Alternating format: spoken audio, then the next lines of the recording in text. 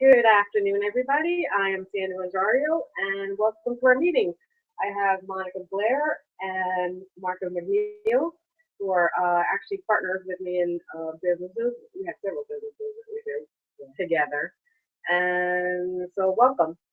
I actually want to start with people who want to get into business. I know a lot of people have the idea, oh, I want to get into business, and they want to start, they don't have no idea how to start it and everything, but there's certain things that that got us there. Why?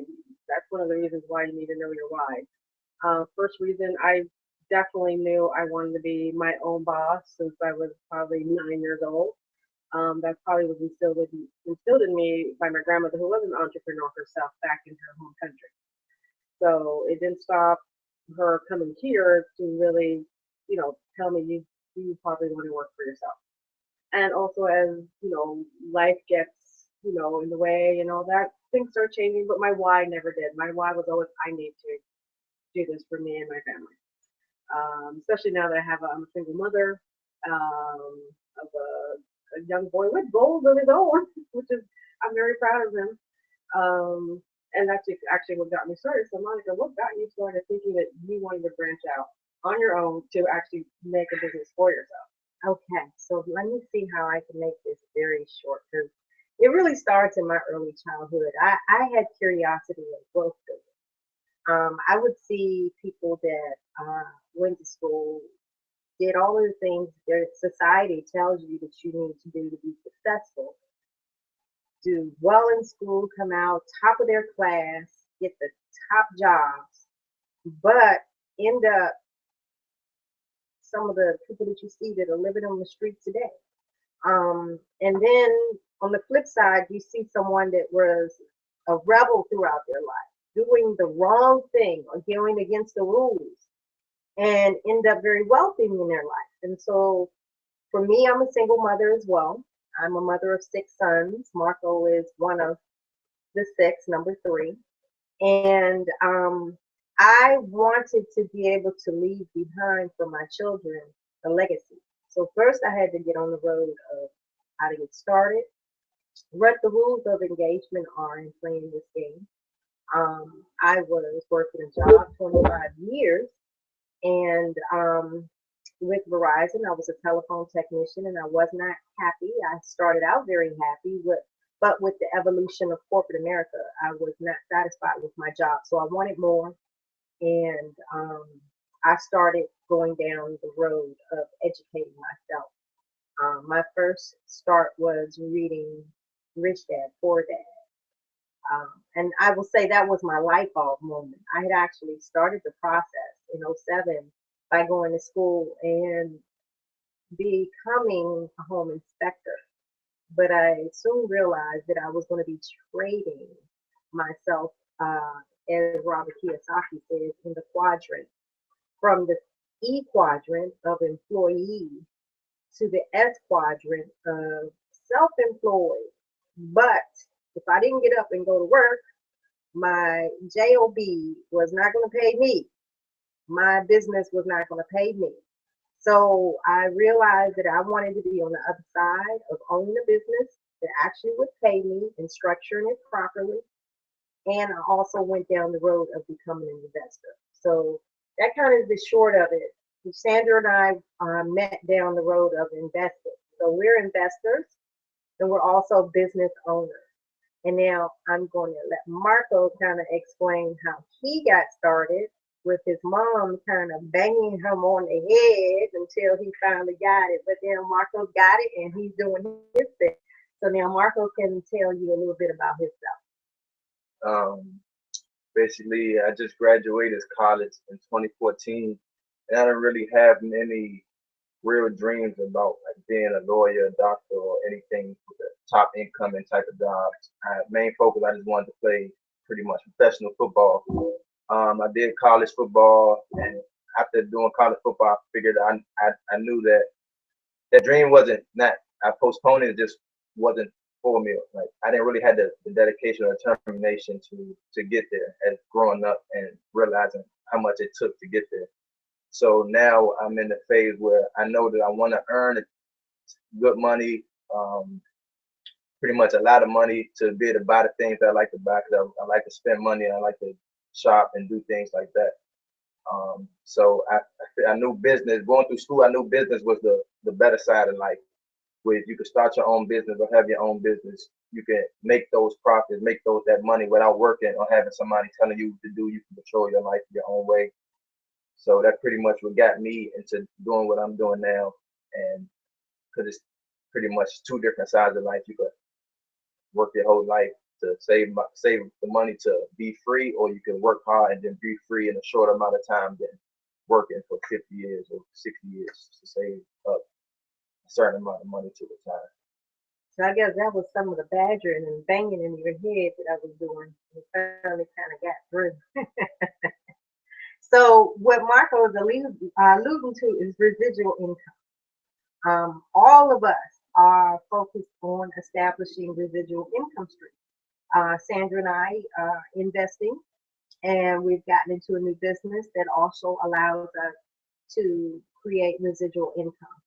And so that is, I guess, part of the mindset of building the businesses that we're building.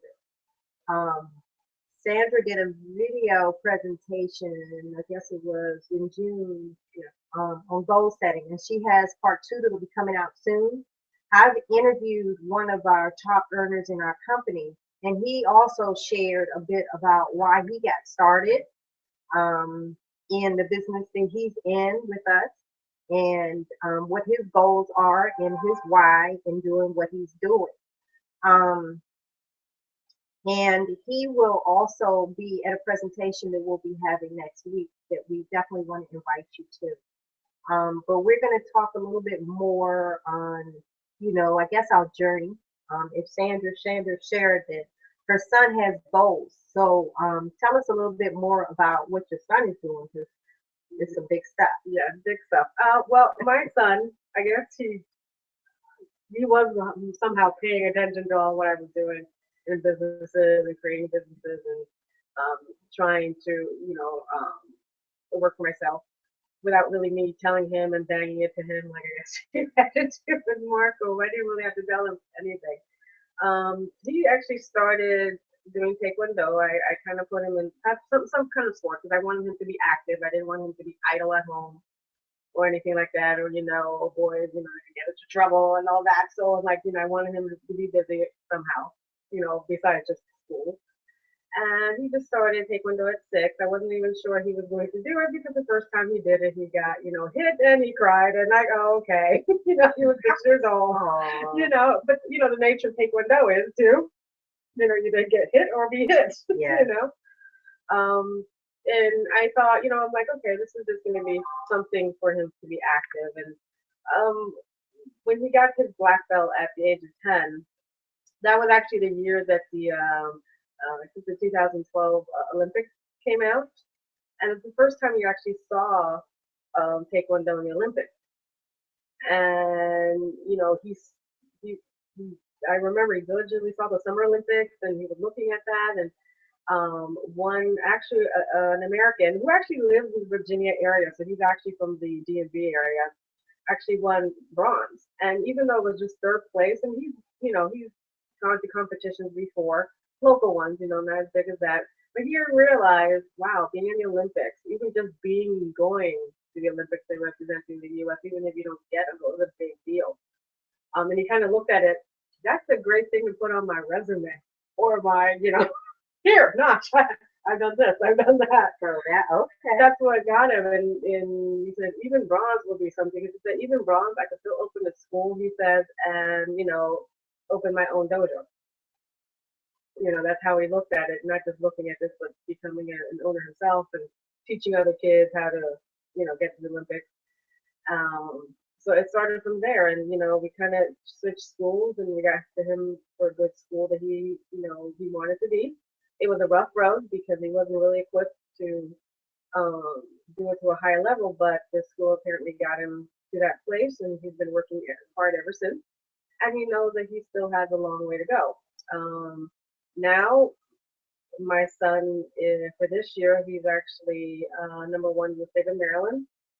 for Taekwondo, and he's actually second in the nation through AAU um, nationals that he went this year back in July. And because he won second place, he's actually eligible to do team trials, which means, you know, he actually wins this, the first place, obviously. He gets to represent the United States through the AAU team in Germany next year. You know, and he knows that if he ever wants to go to the Olympics, he needs to do international. He actually needs to fight international people. Because, I mean, local ones, that's great, but he knows that it's really national. I mean, international. You know, who's out there? Because I mean, he kind of at the nationals. It's been about 3 years, and he kind of knows who's good, who's not, who's better. And he's like that. He sees fights. He sees his own fights. He sees the fights that he either lost or won. Like, what did I? He doesn't look at it. What did I do good? Like, okay, what did I do wrong? And how can I do it better? And that's how he looks at things when he sees his own, you know, his own videos. Like, I could have done that and gotten more points than that one. You know? And that's what he does. So he reviews. Yeah.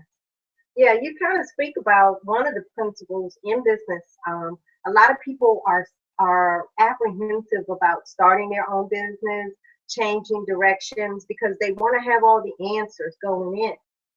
But as business owners, you find one of the biggest things, or first things that I learned in investing is just that you're learning as you go, and you're a problem solver. So if you come in with the mindset that you're going to be solving problems, and you open your mind and you focus on your personal development and networking and connecting with people that are smarter than you, people who have done it before, people who have a story they can tell you and share with you, a system that you can follow, it makes the road easier. It helps you to solve problems quicker. You get better at your profession, your focus of what you're doing, and you're able to move forward quicker. They call it failing forward. Instead of being scared of failure, you embrace failure because you find that, okay, it may take you a while the first time. Like right now, we are having problems with Google Hangouts, and we have been trying to stream with you since June. But it's not that we give up. It's not that we're going to stop. We just have to resolve the problem. And the big thing, the running joke, which is not a joke because when you don't see me, I'm saying all kinds of 4-letter words, is that we can do this except for at the crucial times when we're supposed to be streaming live with the audience. Like you see me look down and you've heard the phone kind of chime, the computer chime, because I think we're having problems with this one.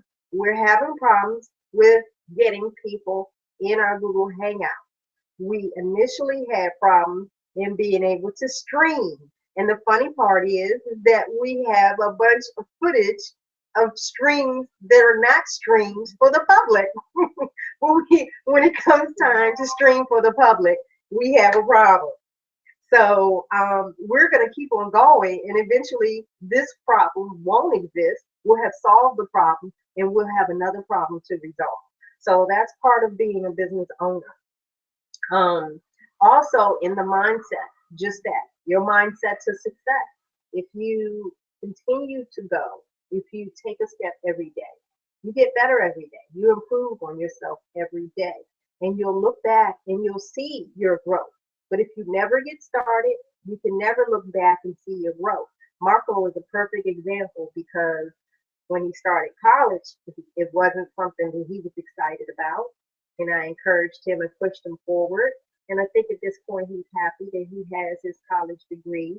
But if he had decided not to move forward when he graduated from high school, this period of time would have passed, whether he went to college or not. And he would have looked back and reviewed that time and made a decision on, was that a success for him? Now, I'll let Marco speak about it. As a parent, it was a success. I mean, he has his degree. It can never be taken away from him. He used that time. But had he not gone to school, he might have gotten to this point and did what a lot of people say is what I wish I should have, could have done. And it's not that you can't, your story will just be different. You can always get started. You just have to continue to push forward. whether they're baby steps or huge leaping steps. The progress needs to be made by consistent movement forward. Now, Marco, what do you think with reviewing just that? At one point, I was pushing you towards college. You weren't sure what you wanted to do, except you knew you wanted to play football. And what do you think about that time? What do you think would have been had you not gone to college? Would you have looked back and said what you wish you should have put out? Do you think it was a success that you went to college? Are you happy that you did move forward? What's your thoughts on To start off, about the woulda, shoulda, coulda. I mean, I don't really know if I woulda, shoulda, coulda, because I already did it. So I don't know how I would be if I didn't go. I know when I was first thinking about going to college, as I was saying about football, I used to always think you had to go to college to play football to get recruited to play professional football in the NFL.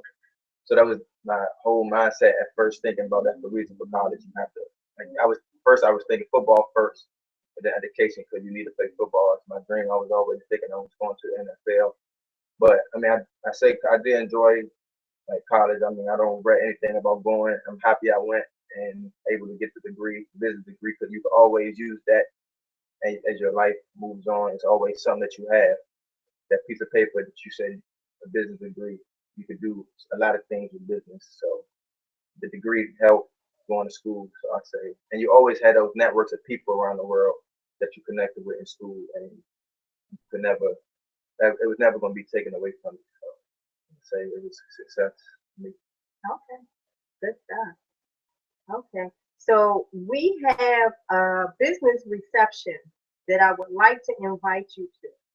It's next Saturday, August the 15th at 1 p.m. And it's a private business reception.